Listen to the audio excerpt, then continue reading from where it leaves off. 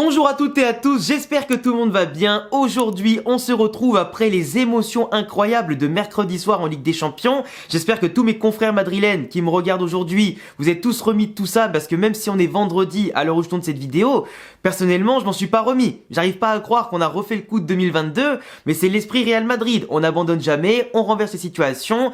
On fait des doigts aux haters et bien sûr à ceux qui ont le seum et les footix qui parlent d'arbitrage comme d'habitude. Mais globalement, le Real en finale de Ligue des Champions, ça fait plaisir. On n'aurait pas signé pour ça de base en début de saison avec notre effectif et les déboires qu'on avait au niveau des blessures, tout ça. Mais on y est. Donc maintenant qu'on y est, faut aller jusqu'au bout, tu vois. Donc aujourd'hui, petite vidéo d'actualité Real Madrid. Je sais qu'il fait beau, qu'il fait chaud, qu'il y a le soleil. Mais je vais pas vous prendre beaucoup de temps pour parler en tout cas de 3-4 sujets assez intéressants jusqu'à la fin de saison et qui peuvent aussi concerner la prochaine saison plutôt. Et forcément, aujourd'hui on va parler, comme vous l'avez vu dans le sommaire, de la blessure de Tchouaméni qui pourrait manquer à 99% la finale de Ligue des Champions, le débat Courtois ou Lunin titulaire en finale, le Vinicius que vous connaissez tous en ce moment qui explose et qui surtout pourrait bien décrocher son ballon d'or devant tous les autres favoris à la récompense en tout cas sacrée. Et de l'autre côté, on va parler aussi d'une potentielle super coupe d'Europe entre le Real et les Leverkusen, deux équipes absolument miraculées dans le monde du football. Je vous rappelle que si vous êtes fan du Real Madrid, de mes vidéos, de mes analyses, n'hésitez pas à vous abonner les frérots, il y a tout ce qu'il faut sur la chaîne pour vous divertir, pas mal de concepts en tout cas sur le Real et autour du foot espagnol et du foot en général. Du coup, je vous attends et on fonce aux 100 000 abonnés. Tchouaméni s'est blessé au pied, il était déjà un petit peu touché ces dernières semaines, d'où le fait qu'il avait des prestations par moments où tu sentais qu'il mettait pas trop le pied, qu'il y allait pas à fond, qu'il se projetait pas trop, qu'il faisait juste le taf qu'il fallait pour son rôle, qu'il dépassait rarement sa fonction, qu'il prenait très peu de risques aussi avec le ballon. On sentait qu'il avait déjà un petit peu physiquement baissé le pied ces dernières semaines. Ça confirme, d'après les informations qu'on a eues, qu'il était bien blessé, que c'est Ancelotti et son staff, mais surtout Ancelotti qui lui a demandé de jouer pour assurer de la stabilité, ce côté défensif dont on allait avoir besoin contre City en Liga et contre le Bayern.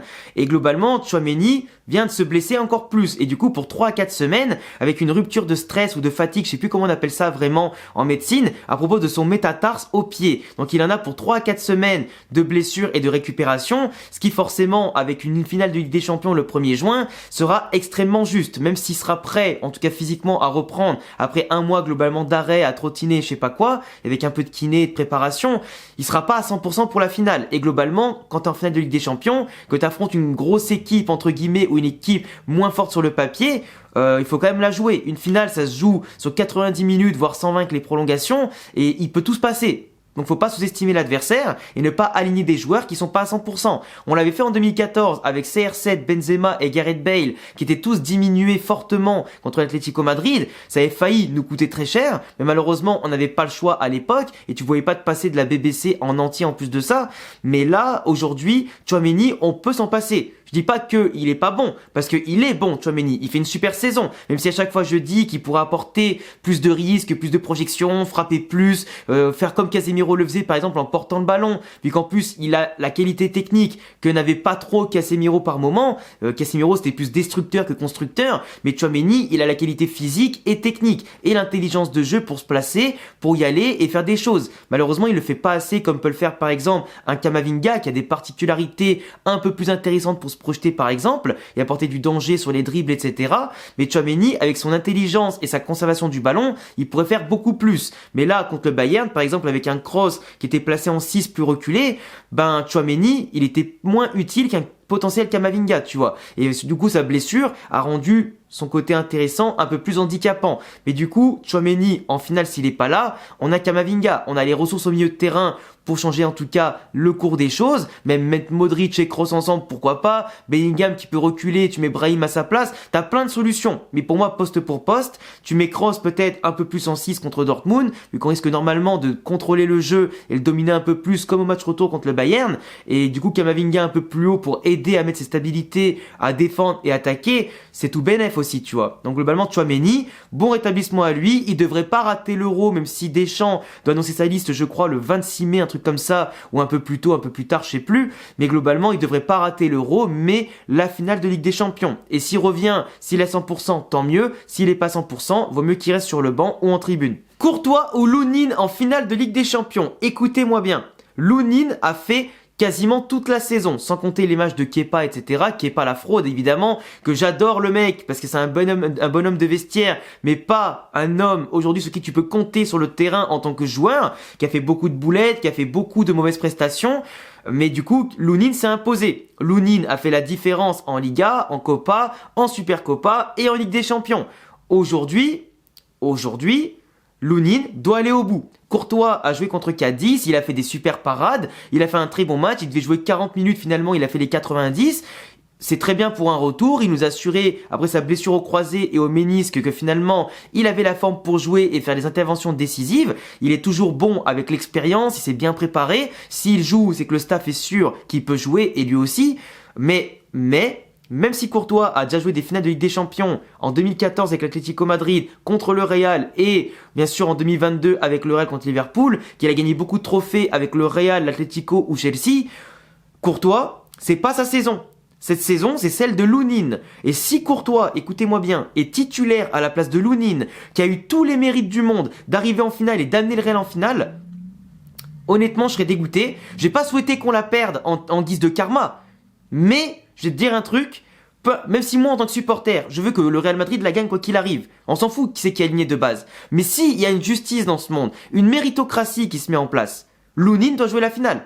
Peu importe ce qui arrive, même si on la perd sur une boulette de Lunin et que certains vont dire qu'il aurait mieux fallu mettre Courtois parce qu'il résiste plus à la pression d'une finale, j'en ai rien à foutre. Lunin, il a fait toute la saison et il mérite de jouer la finale. Et si Courtois a un amour-propre, un ego et simplement des bonnes valeurs, et si Ancelotti, son staff aussi, ils doivent tous mettre Lunin et pas Courtois. Peu importe la forme de Courtois, qui bien sûr est toujours meilleur que Lunin en revenant de blessure ou à son 100%, à son prime, on est d'accord. Courtois est intrinsèquement meilleur sur tous les points que Lunin. Mais Lunin a mérité sa place. Point barre. Et pour moi, si Lunin n'est pas titulaire, c'est une injustice. Et même si certains disent qu'au Real Madrid, la méritocratie ne paye pas toujours, comme le cas de Brahim, par exemple cette saison, qui était plus souvent remplaçant que Rodrigo, qui par moments était beaucoup moins bon que Brahim, et d'autres exemples comme ça qu'on pourrait citer à l'appel ces dernières saisons, et peu importe les coachs, Lunin a mérité sa place. Point barre. Je sais pas ce que vous en pensez en commentaire, mais Lunin doit jouer titulaire cette finale de Ligue des Champions. Il n'y a pas de débat en fait.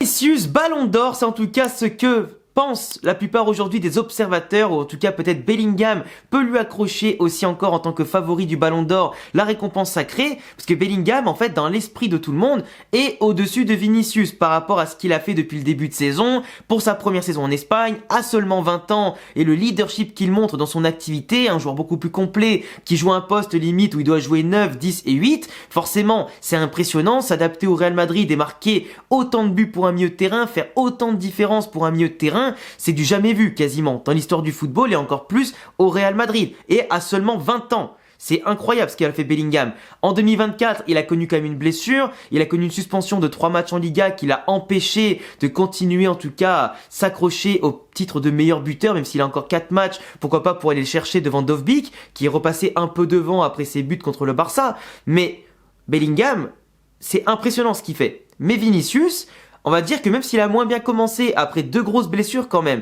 qui l'ont handicapé pendant 1 mois et demi, 2 mois, voire 2 mois et demi, voire plus, à un moment donné, il a raté beaucoup de matchs, mais quand tu regardes les statistiques de Vinicius, il a quasiment jamais marqué autant. Et en plus, en passe D, même s'il a fait mieux ces dernières saisons, avec le peu de matchs qu'il a fait par rapport aux saisons précédentes, par rapport au temps de jeu beaucoup moins grand, il a des statistiques équivalentes, voire bien meilleures en termes de ratio. Vinicius est en train d'exploser. Il rate encore des occasions, mais il devient un monstre.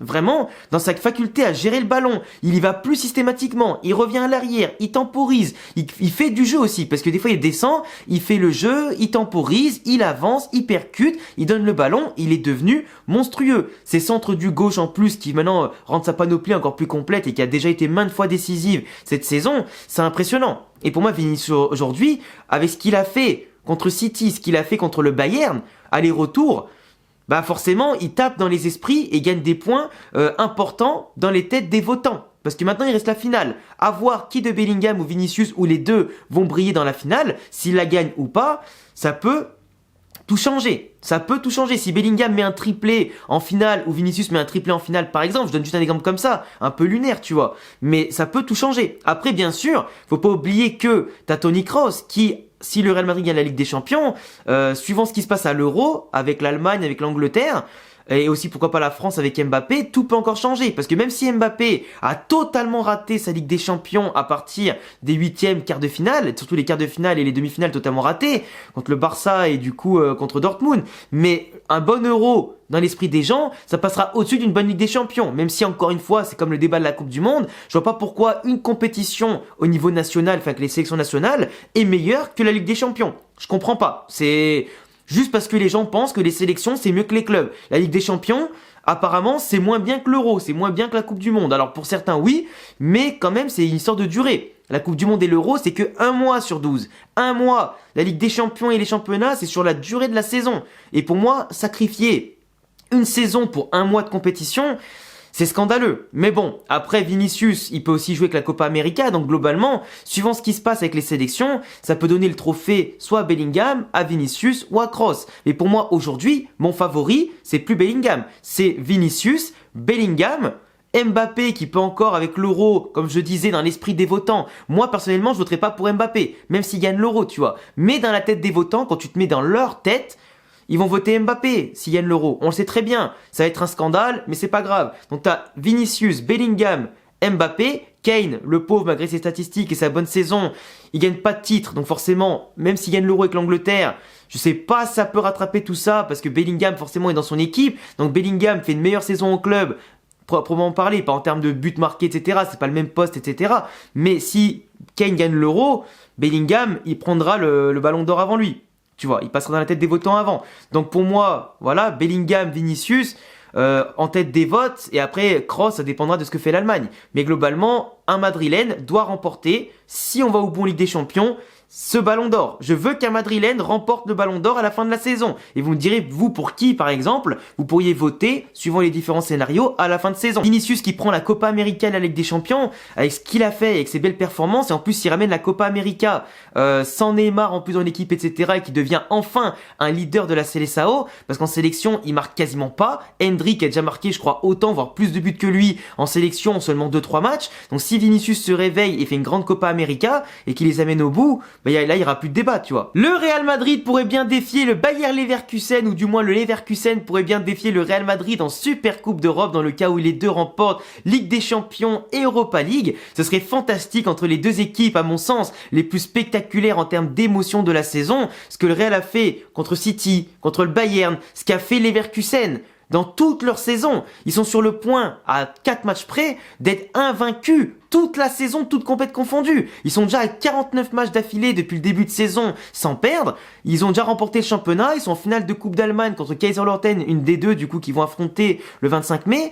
La finale contre l'Atalanta en Europa League. Les mecs peuvent être invaincus dans tous les matchs. Dans tous les matchs. C'est mieux encore que Arsenal qui a été invaincu avec du coup les Invincibles en Première Ligue seulement. Là c'est historique ce qu'ils font. Peu importe que ce soit en Allemagne, ils le font aussi en Europe. Même si l'Europa League c'est pas la Ligue des Champions, eux ils vont le faire, c'est du jamais vu. Si c'était si facile, peu importe le pays et d'autres, il y aurait d'autres clubs qui l'auraient fait depuis longtemps. Et franchement, c'est exceptionnel. Xabi Alonso, qui a été coaché par Mourinho, Guardiola, Benitez, par Ancelotti, par Del Bosque, par Aragonès, par tous ces grands génies, tu vois, du football. Et aujourd'hui, en tant que coach, il brille. Moi, c'est un de mes joueurs préférés déjà. En tant que milieu de terrain espagnol, tout ça, un de mes préférés. Mais Alonso, ce qu'il fait aujourd'hui en termes de discours, de valeur, c'est du made in Real Madrid. Et j'espère qu'il viendra au Real Madrid avec Florian Wirtz un jour dans ses valises. Pourquoi pas les frimpong, etc. Mais vraiment, c'est exceptionnel ce qu'il fait. Et pour moi, un Real Madrid-Leverkusen en Super Coupe d'Europe, ça peut que se finir par un 4-4 ou un 5-5 avec que des buts marqués entre la 88e et 92e, tu vois. C'est un truc de malade mental. Il y a que ça. Tu peux pas gagner dans ces conditions. Les deux équipes ont pactisé avec le diable. Comment tu veux trouver un gagnant là-dedans? En tout cas, Xabi Alonso avec Leverkusen, ils ont quand même résisté 17 fois en fin de match cette saison, toutes compètes confondues, pour ne pas perdre ou remporter la victoire. C'est un truc de malade mental. C'est encore pire que nous, tu vois. Mais franchement, j'ai trop hâte de voir Xabi Alonso, son football offensif après quand Ancelotti partira en 2026. Mais pour moi, c'est lui le successeur naturel. Il veut le Real Madrid, c'est son rêve d'entraîner le Real Madrid. Il a repoussé les avances du Bayern pour rester à Leverkusen, s'entraîner un peu plus et surtout jouer la Ligue des Champions avec eux. Et pourquoi pas faire le plus dur, revalider les trophées qu'il va gagner cette saison. Et pour moi, s'il réussit encore à en gagner, malgré le déficit de budget, etc., le fait qu'il va sûrement peut-être perdre quelques joueurs, mais devoir en recruter d'autres et tout ça, et espérer motiver ses joueurs pour refaire la même chose, et avec la Ligue des Champions en plus, franchement, mec, Xabi Alonso, c'est un truc de malade mental, hein. Et je pense qu'il y a que le Real Madrid pour péter sa ligne de record. Et j'espère qu'ils seront invaincus toute la saison et que le Real Madrid sera les premiers à les battre depuis plus d'1 an. Ce serait magnifique en tout cas, et une belle symbolique aussi. Enfin bref, en tout cas, merci Xabi Alonso et le Real Madrid pour les émotions. J'ai hâte de voir ce que le Real va faire en finale de Ligue des Champions. J'ai hâte de voir ce que Xabi Alonso va faire jusqu'à la fin de saison dans ce dernier mois en tout cas de compétition. Et puis après, on parlera de l'Euro bien sûr en temps voulu. Mais en tout cas, j'attends tous vos avis sur l'actualité Real Madrid en commentaire. N'hésitez pas à vous abonner, cocher la cloche. Je vous dis à bientôt. Profitez bien du soleil et de cette belle journée. Et en tout cas, on se retrouve très vite. Ciao les gars.